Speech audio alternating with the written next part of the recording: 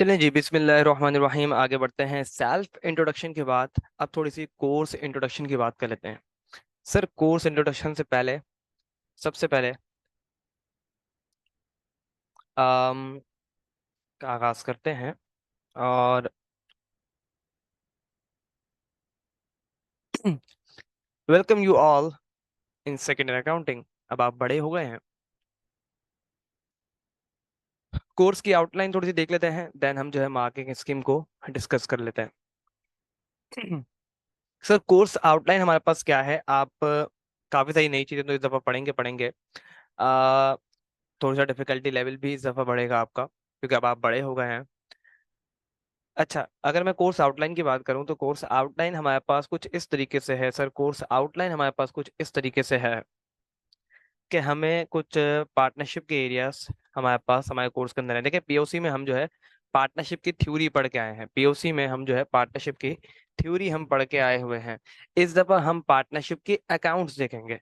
ठीक है, कि पार्टनरशिप बिजनेस के अंदर अकाउंटिंग कैसे की जाती है, पार्टनरशिप फॉर्मेशन में अकाउंटिंग की कैसे की जाती है, उसके बाद बन गई पार्टनरशिप, देन फिर distribution of profit and loss में अकाउंटिंग कैसे की जाती है। ठीक हो गया। उसके बाद अगर कोई नया पार्टनर पार्टनरशिप फर्म में एंट्री करना चाह रहा है तो उसका एडमिशन कैसे होगा। कोई पार्टनर रिटायर होना चाह रहा है तो उसकी रिटायरमेंट कैसे होगी, छोड़ के जाना चाह रहा है, या अगर पूरी पार्टनरशिप ही लिक्विडेट हो रही है, खत्म सब, टाटा बाय बाय, तो कैसे होगा। ये सब हम इसके अंदर इंशाल्लाह देखेंगे। ठीक हो गया। उसके बाद हमारे पास कुछ अदर एरियाज हैं, that is basically other than partnership. ठीक है, यहाँ पे हमारे पास एक डेप्रिसिएशन है, that is very very important. और ये समझ लें कि आपके हायर स्टडीज तक ये टॉपिक चलेगा इंशाल्लाह। ठीक है। उसके बाद हमारे पास single entry, again this is also very important. Single entry basically क्या है कि आपने कोई ऐसा बिजनेस किया जिसमें रिकॉर्डिंग कंप्लीट नहीं है। देखिए, हम डबल एंट्री रिकॉर्डिंग करते हैं ना अकाउंट्स के अंदर। सिंगल एंट्री क्या है कि या तो डेबिट कंप्लीट नहीं है तो क्रेडिट कंप्लीट नहीं है। ठीक है, बेसिकली अधूरी एंट्री है, सिंगल रह गई है। ठीक है, तो उसकी हम उसको सही कैसे करेंगे, ये सारी बातें हम इसके अंदर देख रहे होंगे। ठीक है। उसके बाद हम बात करेंगे सर नॉन प्रॉफिट ऑर्गेनाइजेशन पे, उन बिजनेसेस की बात करेंगे जिनका मेन पर्पस अर्निंग रेवेन्यूज नहीं है। ठीक है, उनका मेन मकसद अर्निंग प्रॉफिट नहीं है।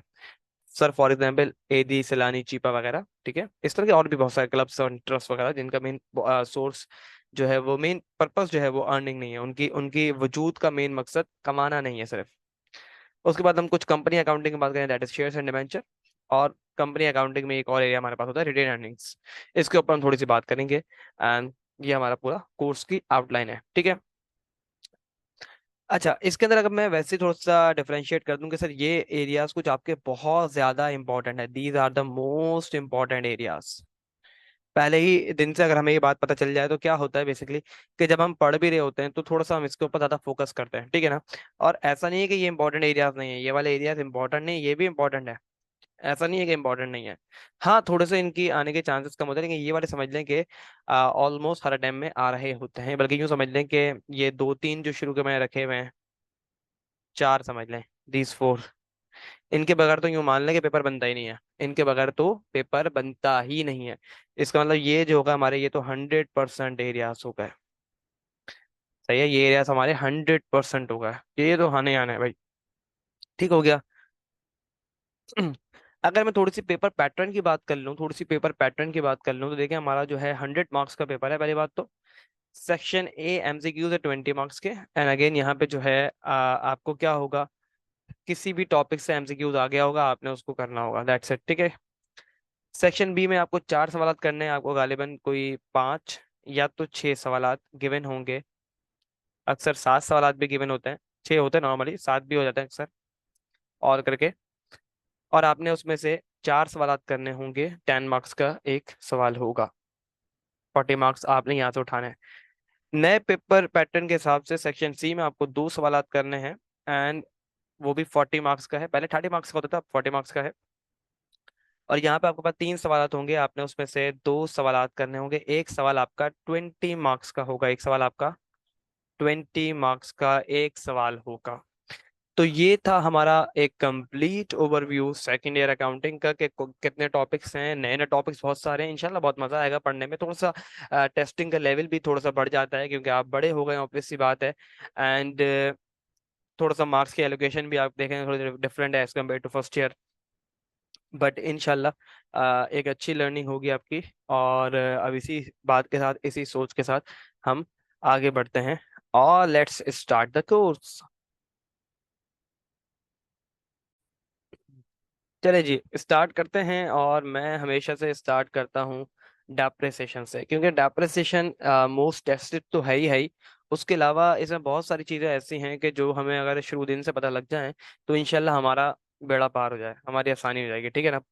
अच्छा जी, डेप्रिसिएशन पे बात करता हूँ मैं। सर डेप्रिसिएशन पे उससे पहले मैं अगर यहाँ पे कुछ चीज़ें तोड़ दूँ थोड़ी सी आपकी आसानी के लिए। ये देखिए, इस टॉपिक में आपसे पूछा क्या क्या जा सकता है आपसे। इस टॉप अभी मैं डेप्रिसिएशन के ऊपर नहीं आया हूँ, मैं सब कुछ बताऊंगा इंशाल्लाह, और सब कुछ लॉजिकल लेके चलेंगे हम, ठीक है। मैं सबसे पहले आपको बता दूं कि इस टॉपिक के अंदर पूछा क्या क्या जा सकता है। सर आपसे वो कैलकुलेशन करवा सकता है कॉस्ट ऑफ मशीन की, ठीक है। कॉस्ट ऑफ मशीन की आपसे कैलकुलेशन करवाई जा सकती है। इसी कॉस्ट ऑफ मशीन की आपसे वो एंट्रीज भी बनवा सकता है, और इसी की आपसे वो टी अकाउंट भी मशीन का बनवा सकता है, मशीन का। ठीक हो गया। अच्छा जी, कॉस्ट ऑफ मशीन क्या होता है, कैसे होता है, अभी हम सब पाएंगे, ठीक है। अभी सिर्फ मैं आपको एक एक ओवरव्यू दे रहा हूँ टॉपिक के अंदर आप क्या क्या पढ़ेंगे। अच्छा जी, उसके बाद आप डेप्रिसिएशन के जितने भी हमारे पास सर मेथड्स हैं, डेप्रिसिएशन के जितने भी हमारे पास मेथड्स हैं, ऑल मेथड्स में कर दे रहा हूँ, 5 मेथड्स हैं हमारे पास। अभी हम इसको आज तो नहीं, लेकिन दूसरी तीसरी क्लास में इनको भी देख लेंगे, ठीक है। सारे मेथड्स की वो क्या करा सकता है, आपसे कैलकुलेशन करा सकता है, ठीक है। वो आपसे एंट्रीज मांग सकता है, जितनी भी एंट्रीज बनती हैं, और वो आपसे डेप्रिसिएशन का account and allowance for depreciation का अकाउंट भी मांग सकता है।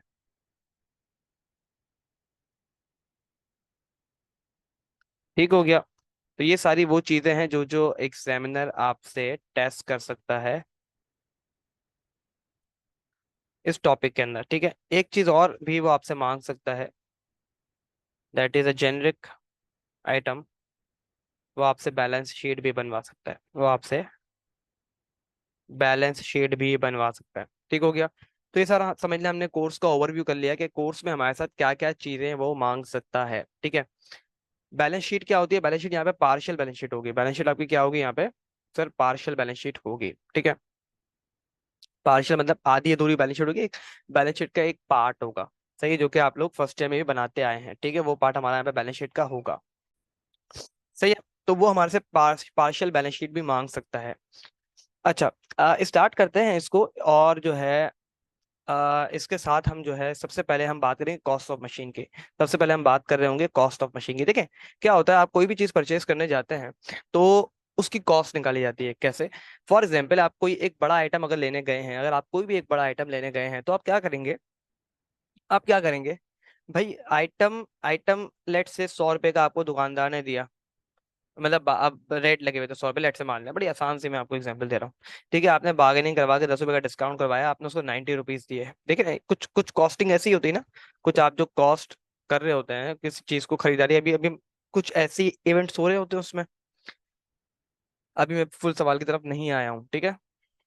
अच्छा जी, उसके बाद क्या होता है, आपने उसको लेट से जो भी है, कोई मशीन है, कोई भी हैवी चीज है, आपने उसको गाड़ी में डाला, और गाड़ी में डालने के बाद लेट से गाड़ी वाले को आपने 20 रुपए दिया, गाड़ी वाले ने आपको घर तक पहुंचा दिया।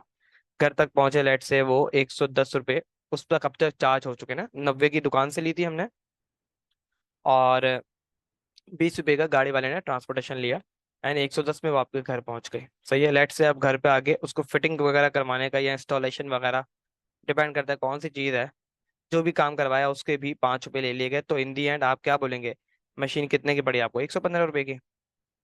लेट से फिटिंग विटिंग हो गई, अभी आपको एक बंदा आगे बोलता है बेचोगे, कितने की लिए? आपने कहा यार दुकान से तो 90 की ली, तो उसने कहा 90 की बेच दो, no profit no loss, let's say कोई अपना था, आपने कहा नो प्रॉफिट नो लॉस से बेचूंगा, तो ये बोलेगा 90 पे बेच मुझे, 90 पे बेच भाई, है कि नहीं।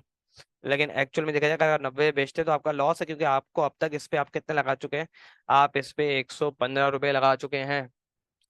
ठीक है। तो अब मैं कॉस्ट ऑफ मशीन के एक प्योर सवाल की तरफ आ रहा हूँ, अब मैं कॉस्ट ऑफ मशीन के एक प्योर सवाल की तरफ आ रहा हूँ कि सर प्योर सवाल कॉस्ट ऑफ मशीन का कैसे होगा, एंड आपने उसको कैसे करना होगा, ये सारा इंट्रोडक्शन था। एंड अब मैं आ रहा हूँ एक कंप्लीट क्वेश्चन की तरफ। सिर्फ मैं फिलहाल क्वेश्चन की ही बात करूंगा इस पर, ठीक है। अच्छा जी, गौर से देखिएगा इसको। बोलता है ABC company, ABC company successfully purchase a machine from Ireland for rupees 2 lakh रुपए ऑन, यू कर लें इसको, आयरलैंड से खरीदी है, ये आपकी लिस्ट प्राइस दी हुई है, ठीक है, यूं मान लें ये लिस्ट प्राइस है, ठीक है। 2 लाख रुपए की लिस्ट प्राइस है आपकी, ठीक है, परचेज मशीन नहीं है, ये समझ लें कि परचेज मशीन करने गई, उसकी लिस्ट प्राइस देखिए, लिस्ट प्राइस मतलब एक टैग जो लगा हुआ था मशीन के ऊपर 2 लाख रुपए का। फर्स्ट फैब 2011 की बात चल रही है, यहाँ पे बोलता है ट्रेड डिस्काउंट आपको मिला 3,000 रुपए का, एंड पेमेंट टर्म्स, इसको फिलहाल हम छोड़ दे रहे हैं, ठीक है, इसको फिलहाल मैं छोड़ दे रहा हूँ अभी, अभी तक के लिए, अभी मैं इस पे बात नहीं करता। उसके बाद बोलता है company also incurred following expenses, transportation लगी है, इंपोर्ट ड्यूटी लगी है, इंश्योरेंस, की आइलैंड से खरीदी है ना, बाहर से मशीन आ रही है, ड्यूटी वगैरह भी लग रही है उस पर। इंश्योरेंस एंड ट्रांजिट क्या होता है, रास्ता, इंश्योरेंस मतलब का मतलब होता है रास्ता, रास्ता। ट्रांजिट, इन ट्रांजिट मतलब क्या है, रास्ता। इंश्योरेंस तो आपको पता है इंश्योरेंस क्या है, किसी भी चीज को आपने जो इंश्योर करवाया थर्ड पार्टी से, थर्ड कंपनी से। देखें वर्ल्ड का रूल है कि जब भी आप बाहर से कोई माल मंगाते हैं तो आपने उसकी इंश्योरेंस एंड ट्रांजिट करवाए रास्ते की, कि कोई भी हादसा अगर हो जाए तो वो चीज़ इंश्योर्ड रहे, ठीक है। समुद्री डाकू वगैरह भी हैं, समुद्र के और मामला भी हैं, समुद्री मामला होते हैं ज्यादातर, अगर आप देखें तो जो भी हैवी मशीनरीज आती है वो समुद्री रास्ते से आती है ना, समुद्री जहाज से आती हैं। तो ये भी कराना जरूरी है, इंश्योरेंस एंड ट्रांजिट का पैसा देना जरूरी है, वरना निकलेगी नहीं आपकी कोर्स। उसके बाद बोल रहा है फायर इंश्योरेंस, उसके बाद बोल रहे हैं इंस्टॉलेशन चार्जेस पेड, लाइसेंस फी, स्टाफ ट्रेनिंग, ओवरहॉलिंग, कुछ भी, बहुत सारे इसमें डाटा हमें मौजूद है। हमें क्या निकालना है, इसमें बोला calculate cost of machine.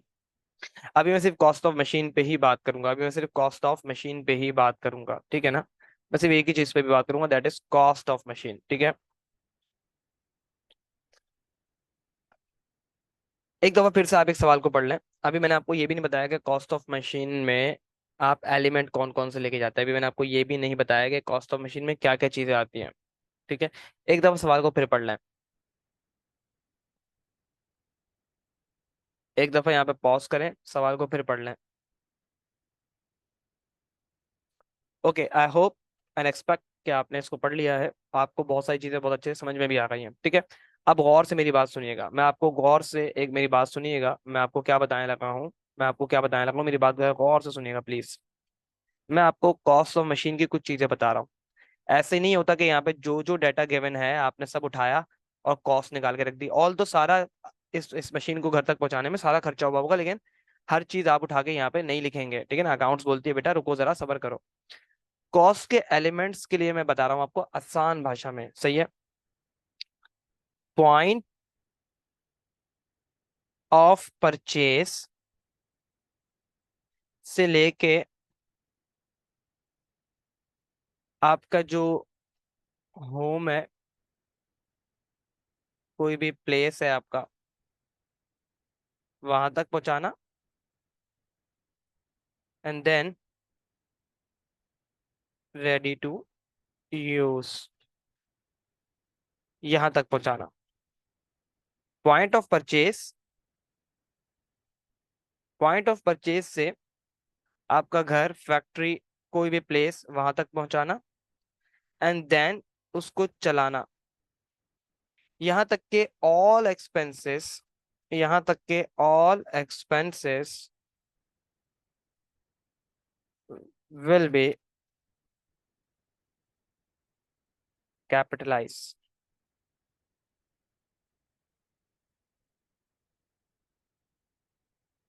I hope आपको कुछ भी समझ नहीं आया होगा। मैंने कहा पॉइंट ऑफ परचेज, जहां से आपने मशीन खरीदी, जहां से आपने मशीन खरीदी वहां से अपने गोदाम, फैक्ट्री, ऑफिस, घर वहां तक पहुंचाना और उसको चलाना, यहाँ तक के जो भी खर्चे होंगे वो आपके कॉस्ट ऑफ मशीन का पार्ट होंगे। ठीक है। एक्सेप्शन क्या है? एक्सेप्शन क्या है? इस रूल की एक्सेप्शन क्या है? वो खर्चा जो है ना, जो खर्चा, जिस खर्चे की आप बात कर रहे हो, वो आपकी नेग्लिजेंस से ना हुआ हो, मीन्स वो अवॉइडेबल हो। ठीक है। ये समझे एक्सेप्शन है। और एक एक्सेप्शन है overhauling. I hope and expect कि हमारे पास ओवरहॉलिंग यहाँ पे है। बहरहाल, ओवरहॉलिंग क्या होती है इसको भी सुन ले। ओवरहॉलिंग क्या होती है? एक ऐसा खर्चा जिसने आपके मशीन की एफिशिएंसी बढ़ा दी।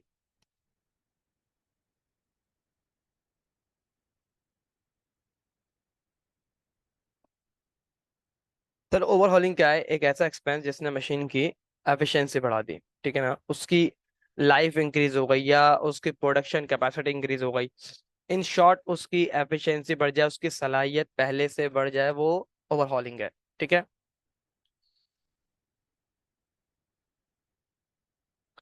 चलें। आई होप आप लोगों ने इस सारे चीज़ों को कॉपी कर लिया होगा। मैं फिर से रिपीट करता हूँ। लेट से मशीन आपने खरीदी, पॉइंट ऑफ परचेज पे आपने मशीन खरीदी 1 लाख रुपए की। घर तक पहुंचाने में ट्रांसपोर्टेशन, इंपोर्ट ड्यूटी वगैरह वगैरह आप लोग के खर्चे हो गए लेट से 40,000 के। जब घर पहुंची तो चलाने के लिए आपको लेट से एक इंजीनियर की जरूरत थी जो कि आपको इंस्टॉल करके देता मशीन को। हैंस आपका एक खर्चा और हो गया अबाउट 20,000 का। तो मशीन जो आपकी कैपिटलाइज होगी, कि आप बोलोगे मशीन कितने की पड़ी, वो आप बोलोगे कितने की पड़ी? 160,000 की। आई होप हम यहाँ तक बहुत अच्छे से क्लियर होंगे। ऑलराइट, अगर हम यहाँ तक क्लियर हैं तो हम आगे बढ़ जाते हैं, और आगे बढ़ते हुए हम निकाल रहे हैं कॉस्ट ऑफ मशीन। तो मैं हेडिंग लगा दूंगा एक खूबसूरत सी,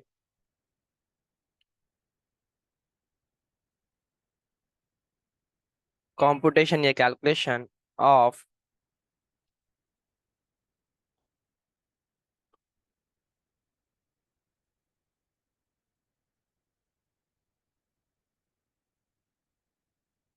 सही हो गया। अब गौर से देखिएगा, थोड़ा सा फॉर्मेट आपको थोड़ा सा याद करना पड़ेगा, और वो भी इंशाल्लाह बार बार आप सवाल करेंगे, याद हो जाएगा। सबसे पहले हम क्या लिखते हैं सर? List price. तो लिस्ट प्राइस में से हम लेस करते हैं ट्रेड डिस्काउंट, तो बन जाती है इनवॉइस, दैट इज रसीद। इसमें से लेस किया जाता है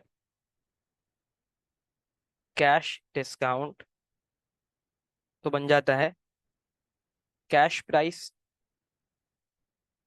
या इसको आप अमाउंट पेएबल भी बोल सकते हैं। अकाउंट पेएबल नहीं, अमाउंट पेएबल होगा ये, कि अमाउंट जो आपको पे करनी है। ठीक है ना?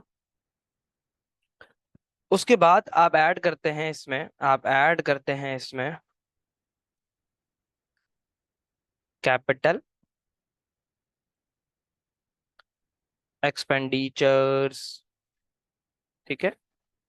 बेसिकली मैं आपकी नॉलेज के लिए आपको बता दूं, जो भी एक्सपेंस बेसिकली आप मशीन की कॉस्ट में ऐड करते हैं ना, जो भी खर्चा हुआ और वो मशीन की कॉस्ट में ऐड होना चाहिए, मतलब के सर मतलब के ये वाली बात, कि वो पॉइंट ऑफ परचेज से घर लाने तक और घर लाने से चलाने तक में हुआ हो, और वो हमारी गलती से ना हुआ हो, इसका मतलब वो अवॉइडेबल ना हो। वो लगाने लगाना है, वो पैसा हर हाल में लगाना है, उसमें मेरी गलती भी मेरी कोई कोताही शामिल ना हो। वो खर्चा वो खर्चा आप मशीन कॉस्ट में ऐड करते हैं, और जो आप मशीन कॉस्ट में ऐड करते हैं उसको आप क्या बोलते हैं? Capital expenditure. उसको आप क्या बोलते हैं? Capital expenditure. ठीक है।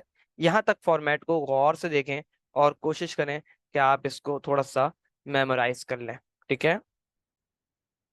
चलिए, आई होप एंड एक्सपेक्ट कि आपने जो है थोड़ा बहुत इसमें से मेमोराइज करने की कोशिश की होगी। बड़ा सिंपल सा फॉर्मेट है कि लिस्ट प्राइस आपने देखी। लिस्ट प्राइस देखने के बाद आपने कहा चलो भाई डिस्काउंट दो, डिस्काउंट दो, डिस्काउंट दो, बहुत महंगा है, ये है, मैं तो आता रहता हूँ आपके पास। ठीक है। या आपका कोई रिश्ता विश्ता है उससे, भाई चाचा मामा के लड़के हो आप, ठीक है, इस बेस पर आपने डिस्काउंट लिया। या आपने बहुत ज्यादा माल लिया तो आपने कहा भाई अब तो कोई डिस्काउंट दो। Whatever the reason is. जो भी डिस्काउंट तो वो कहलाता है ट्रेड डिस्काउंट। ठीक है, वो कहलाता है ट्रेड डिस्काउंट। लिस्ट प्राइस में डिस्काउंट माइनस किया, दैट इज ट्रेड डिस्काउंट। तो बन गई इनवॉइस। डिस्काउंट ले लिया, उसने कहा ठीक है पैसे निकालो, उसने कहा पर्ची बनाओ, पर्ची बन गई, ये बन गई इनवॉइस आपकी। क्या हम यहाँ तक क्लियर हैं? ठीक है, आगे बढ़ते हैं अब। सर आगे बढ़ते हुए लेट से मैंने कहा था इसको आप मान लेंगे क्या, लिस्ट प्राइस है ये हमारी, कितनी है, 2 लाख की। ठीक है, ट्रेड डिस्काउंट को हम करेंगे माइनस। ट्रेड डिस्काउंट कितना गिवन है सवाल में, ये देखें। ट्रेड डिस्काउंट वर 3000। जैसे मैंने 3000 को माइनस किया सर, मेरी पर्ची बन गई कितने की, 197,000 की। ठीक हो गया। उसके बाद अब देखें कैश डिस्काउंट क्या होता है। कैश डिस्काउंट होता है कि अर्ली पेमेंट डिस्काउंट, इसको हम एक और नाम भी देते हैं क्या, इसको एक और नाम भी दिया जाता है क्या, मैं यहाँ लिख दे रहा हूँ, इसको एक और नाम भी दिया जाता है अर्ली पेमेंट या सेटलमेंट डिस्काउंट।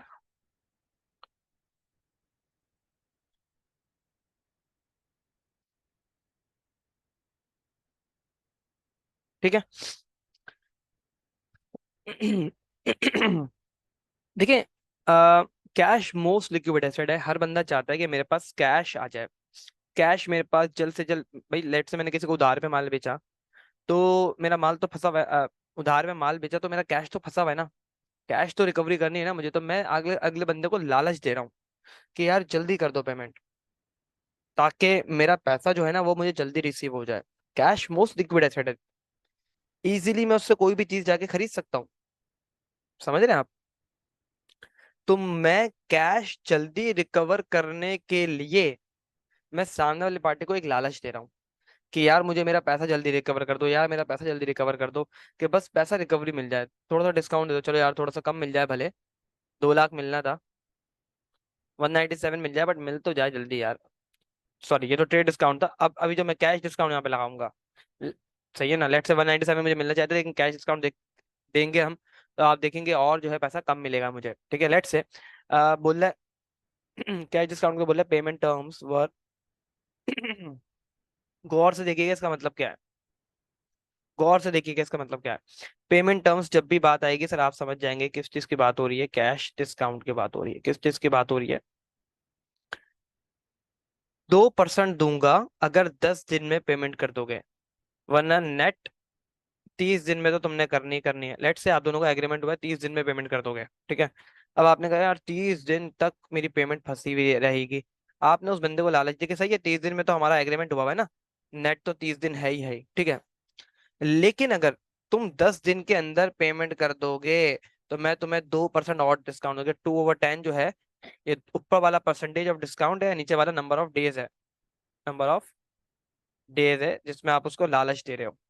सही है, कि 2% और डिस्काउंट दूंगा अगर तुम वक्त से पहले पेमेंट कर देते हो। क्या हम यहाँ तक क्लियर हैं?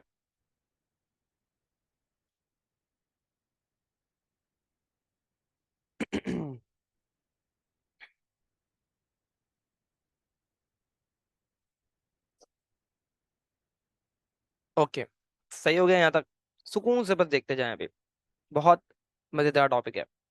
2% और डिस्काउंट सर किस पे लगेगा? 2%, 2% लगेगा इनवॉइस पे, क्योंकि देखिए इनवॉइस तो बन गई ना आपकी, इनवॉइस तो आपकी बन गई है 197 की, अब आप उसी में से 2% और डिस्काउंट लेंगे। सर कैश डिस्काउंट मुझे कितना बनता है 2% के हिसाब से? ये बनता है मेरे पास कोई 3940।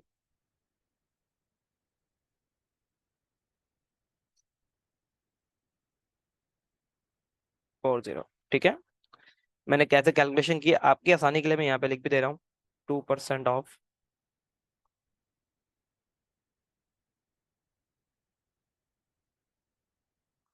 मैंने यहाँ पे आपकी आसानी के लिए ये लिख भी दिया है, ठीक है।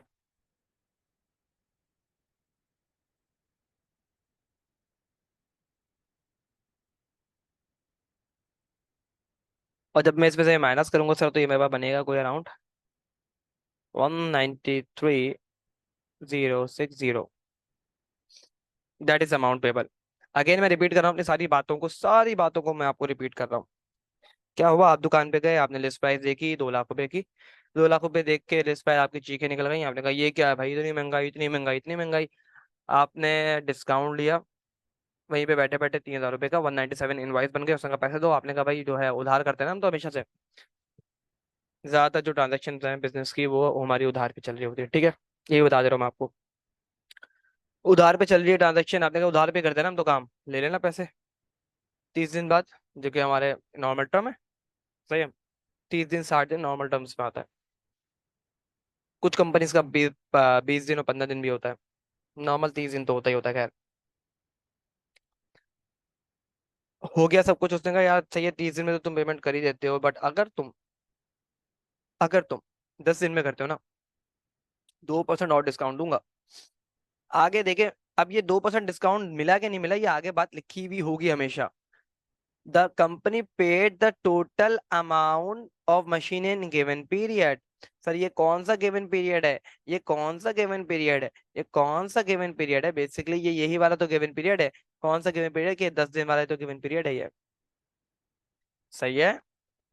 कि with in the period company ने पे कर दिया है, तो हमें कैश डिस्काउंट में मिलेगा, इसका मतलब 10 दिन में पेमेंट करनी है इतनी, 193। 10 दिन में पेमेंट करनी है 193, और जैसे ही 10 दिन से ऊपर 11 12 दिन पे जाओगे तो तुम्हें पेमेंट करनी पड़ेगी 197।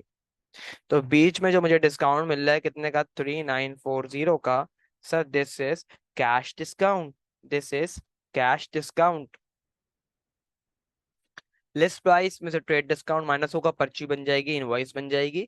उसके बाद हमें एक लालच दी जाएगी, अगर हम उस लालच को अवेल करते हैं। सर लालच का अवेल करने का डाटा भी सवाल के अंदर गिवन होगा।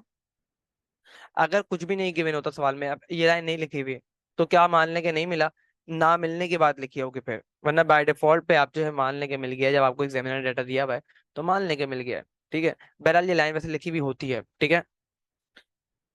मैं रिपीट करता हूँ अपनी बात को, लिस्ट प्राइस में से आप ट्रेड डिस्काउंट को माइनस करते हैं, इनवॉइस बन जाती है, आप माइनस करते हैं कैश डिस्काउंट को, बन जाता है अमाउंट पेबल या कैश पे, जो कि आपने नेट कैश पे करना है बस। क्या हम यहाँ तक क्लियर हैं? क्या हम यहाँ तलक क्लियर हैं? Are we done till here? Okay, let's move forward. ये सारी बातें हो गई दुकानदार से, जहाँ पे हम खड़े हुए माल खरीद रहे थे, जहाँ पे हम खड़े हुए मशीन को परचेज की बातें कर रहे थे। अब हो गए मशीन की परचेज, हो गई भाई, चलो भाई अब घर की तरफ चलते हैं, ठीक है। घर की तरफ अब उड़ के तो एकदम मिनट के अंदर तो पहुंच नहीं जाएंगे ना, घर की तरफ जाने लगे। ट्रांसपोर्टेशन, क्या ट्रांसपोर्टेशन देना जरूरी है घर तक पहुंचने के लिए? जी हाँ सर, जरूरी है। ट्रांसपोर्टेशन का एक और नाम भी आपका कहा जाता है यहाँ पे, कैरेज और फ्रैट, उसको भी याद करिएगा। इंपोर्ट ड्यूटी क्या पे करना जरूरी है, वरना पोर्ट से मेरी मशीन को निकलने ही नहीं दिया जाएगा।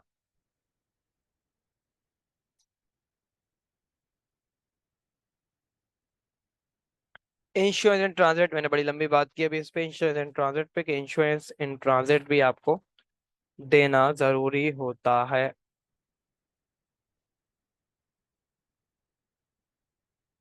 रास्ते की इंश्योरेंस। उसके बाद बोला फायर इंश्योरेंस, गौर से देखिएगा जरा फायर इंश्योरेंस को, गौर से देखिएगा जरा फायर इंश्योरेंस को।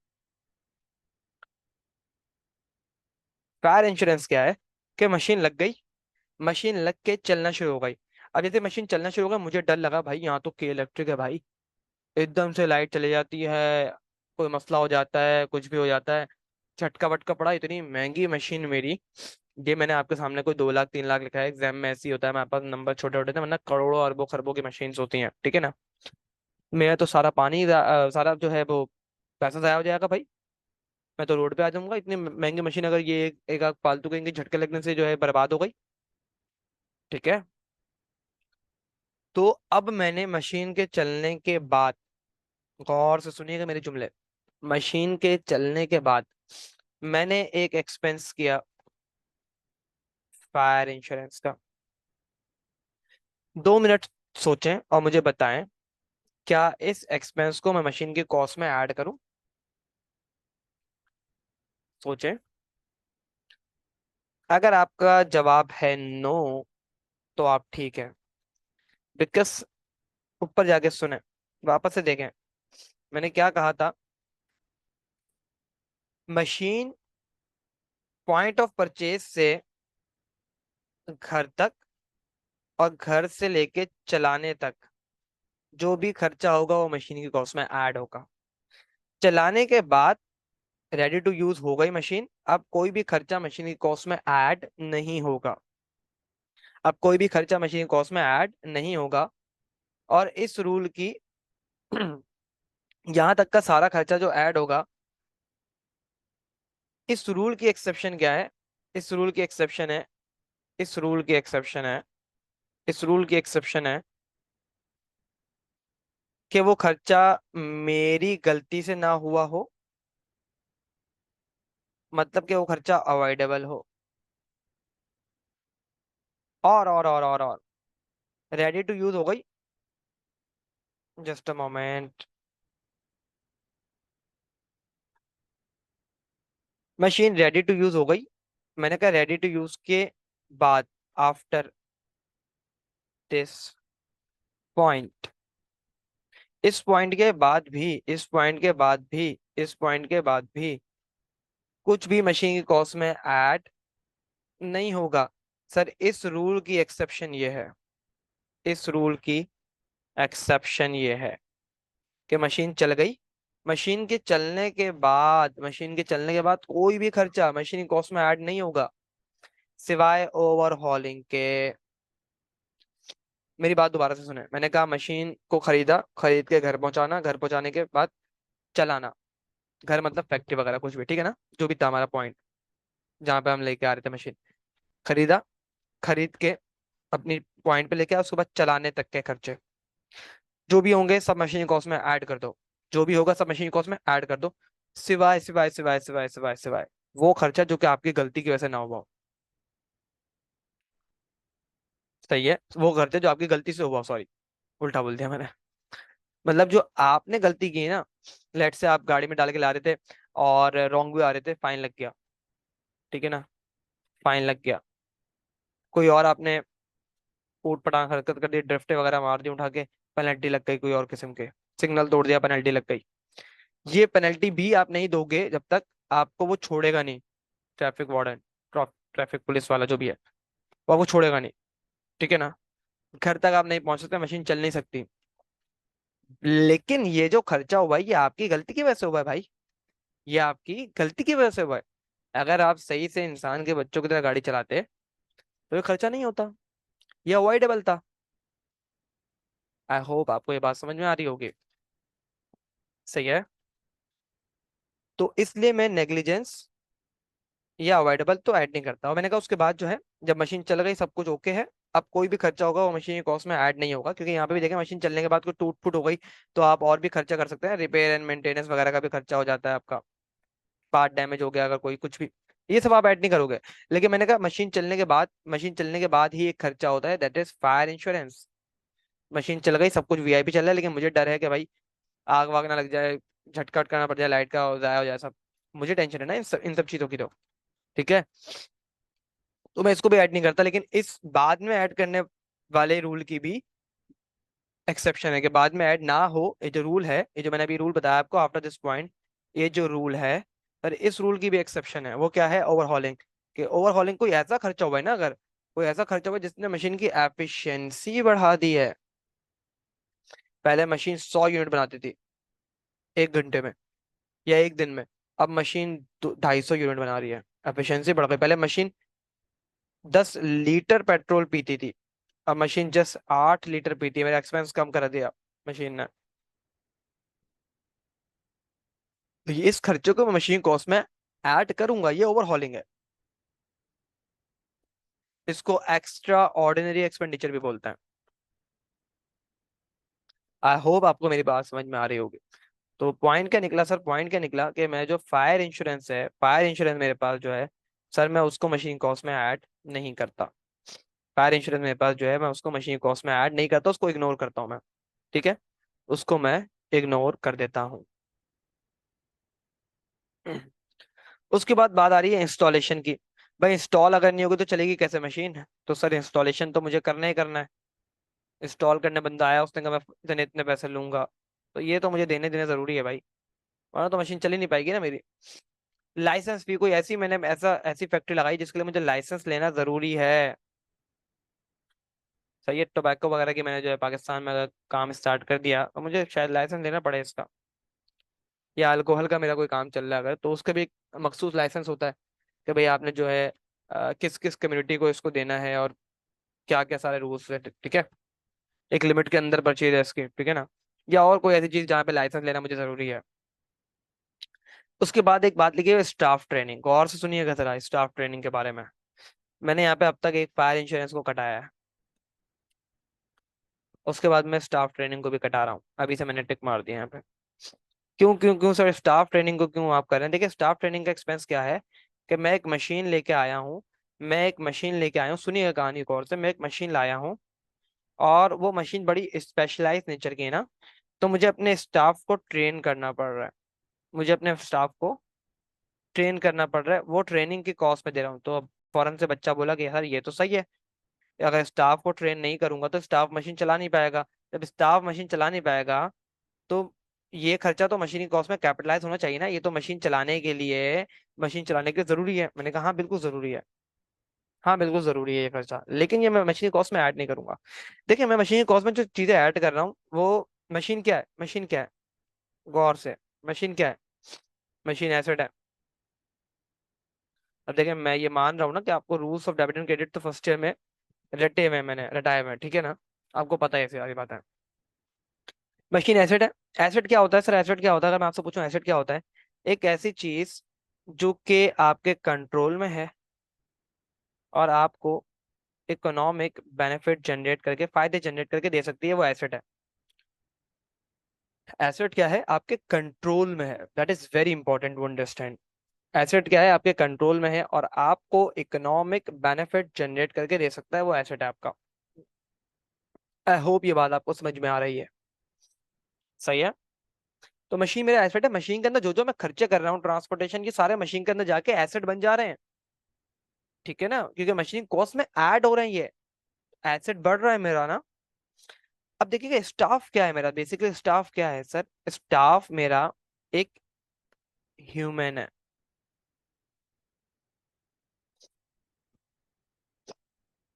और ये ह्यूमन मेरा कभी भी एसेट की डेफिनेशन मीट नहीं कर सकता। वाई?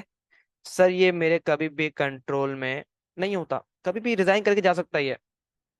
रिजाइन नहीं, या तो रिजाइन होगा या तो इसकी डेथ हो जाएगी। समझ रहे हैं आप बात को?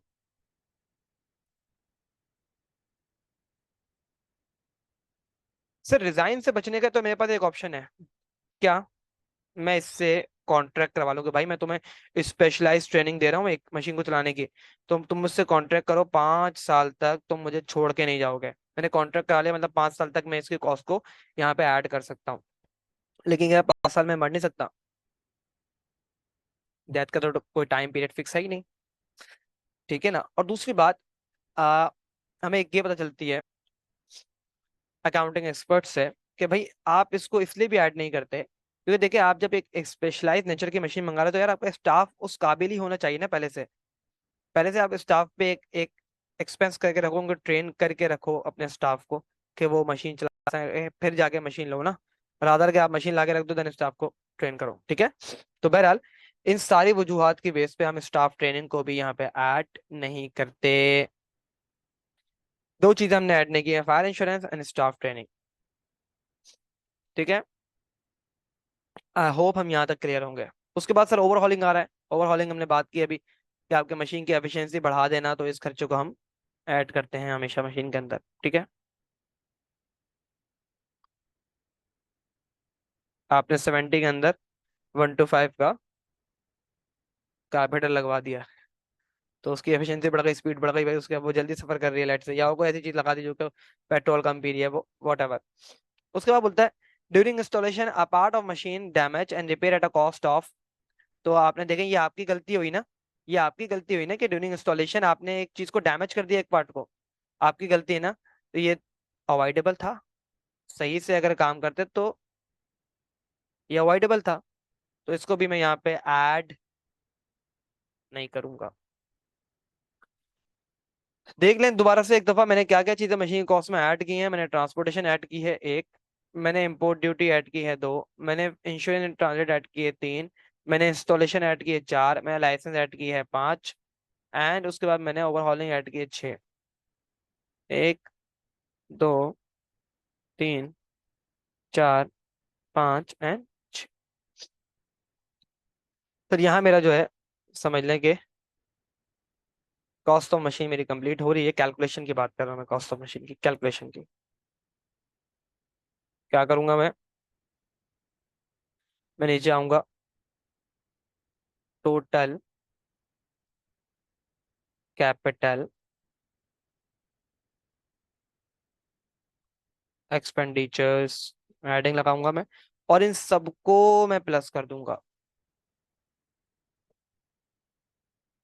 मैं इन सबको प्लस कर दूंगा, 50 + 40 + 20 + 15 + 8 + 10।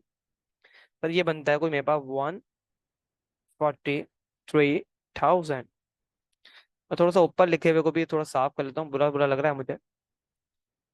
आई थिंक 193,060 था ये, ठीक है। और जब मैं इसमें इसको ऐड कर दूंगा सर, तो मेरे पास बन जाएगा टोटल कॉस्ट ऑफ मशीन, या कॉस्ट ऑफ एसेट, अगर मशीन के अलावा कोई चीज हो मेरे पास तो।